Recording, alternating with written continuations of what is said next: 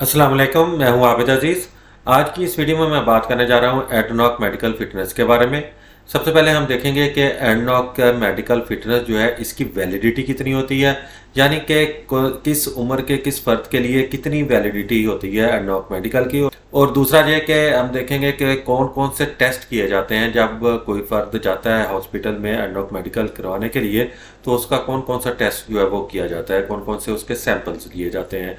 और इस हिसाब से मुख्तलिफ रिस्पॉन्सिबिलिटीज के हिसाब से भी जो टेस्ट है उसकी वैलिडिटी मुख्तलिफ है, और साथ में ऑनशोर और ऑफशोर पे काम करने वाले अफराद के मेडिकल की जो वैलिडिटी है वो भी मुख्तलिफ होती है। तो चलिए सबसे पहले हम जान लेते हैं एडनॉक मेडिकल के वैलिडिटी के बारे में। वर्कर अंडर एज ऑफ 40, हर वो फर्द जिसकी उम्र 40 साल से कम हो, एवरी 3 ईयर्स, उसके लिए एडनॉक मेडिकल की जो वैलिडिटी है वो 3 साल की होती है। वर्कर एज 40 टू 49, यानी कि 40 से 49 साल के दरमियान का जो फर्द होगा उसके मेडिकल की वैलिडिटी जो है वो 2 साल की होती है।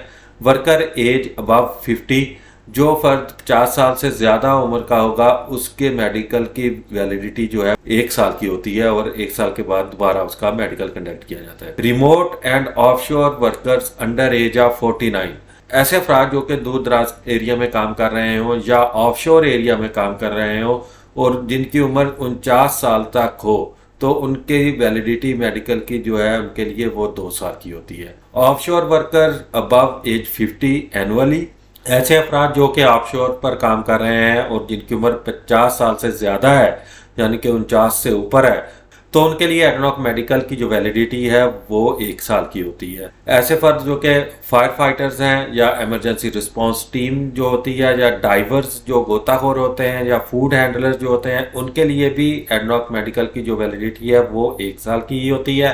ड्राइवर, क्रेन, फोर्कलिफ्ट ऑपरेटर्स और other heavy duty vehicle operators under as of 49, तो ऐसे अफराद जो ड्राइवर होते हैं, क्रेन चलाने वाले होते हैं या फोर्कलिफ्ट चलाने वाले होते हैं, या हैवी ड्यूटी ड्राइवर्स जो या ऑपरेटर्स होते हैं जिनकी उम्र 49 साल तक होती है, उनकी एडनॉक की मेडिकल वैलिडिटी जो होती है वो भी 2 साल की होती है। और ऐसे ड्राइवर या क्रेन ऑपरेटर या फोर्कलिफ्ट ऑपरेटर या हैवी ड्यूटी ड्राइवर या ऑपरेटर जिनकी उम्र 50 साल से ऊपर होगी, उनके लिए एडनॉक मेडिकल फिटनेस की वैलिडिटी जो है वो 1 साल की होती है। और दूसरी कैटेगरीज के लोग जिनमें रेडिएशन वर्कर जो कि रेडियोग्राफी एक्टिविटी परफॉर्म करते हैं, उनके लिए मेडिकल जो है वो as prescribed by the legislation, जो भी कानून होगा उस के बारे में, रेडिएशन के बारे में, उसके मुताबिक ही उनकी मेडिकल जो है वो किया जाएगा। तो अब हम चलते हैं कि जब हम हॉस्पिटल में जाते हैं और हमारा कौन कौन सा मेडिकल किया जाता है, कौन कौन सा हमारा सैंपल या टेस्ट लिया जाता है। तो सबसे पहले तो हम जब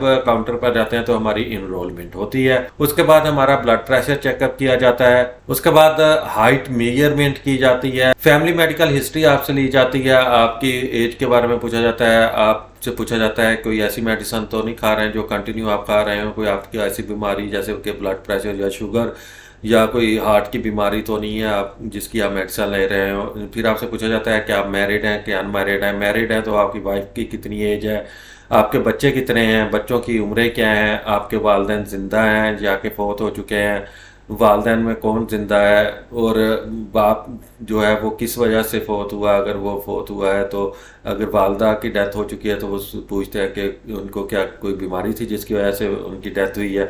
तो ये सारी हिस्ट्री ली जाती है। फिर आपका यूरिन सैंपल लिया जाता है एक जार में, और उसके बाद यूरिन के रिलेटेड जो है वो भी टेस्ट किए जाते हैं।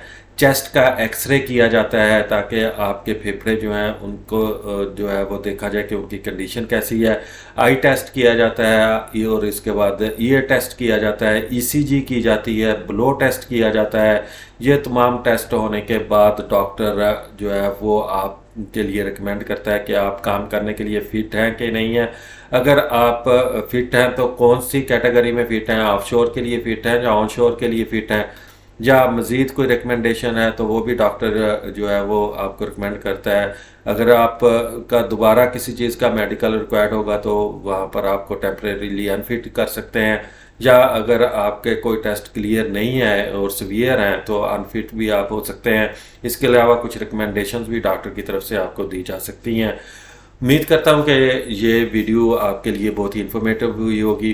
और इस उम्मीद के साथ कि ये वीडियो आपको अच्छी भी लगी होगी। अगर वीडियो अच्छी लगी है तो इसको लाइक कर दें और चैनल को भी सब्सक्राइब कर दें ताकि इसी तरह की हर नई आने वाली वीडियो का नोटिफिकेशन आपको बर वक्त मिल सके। इसी के साथ ही नेक्स्ट वीडियो तक आबिद अजीज़ को इजाज़त दें। अल्लाह हाफिज़।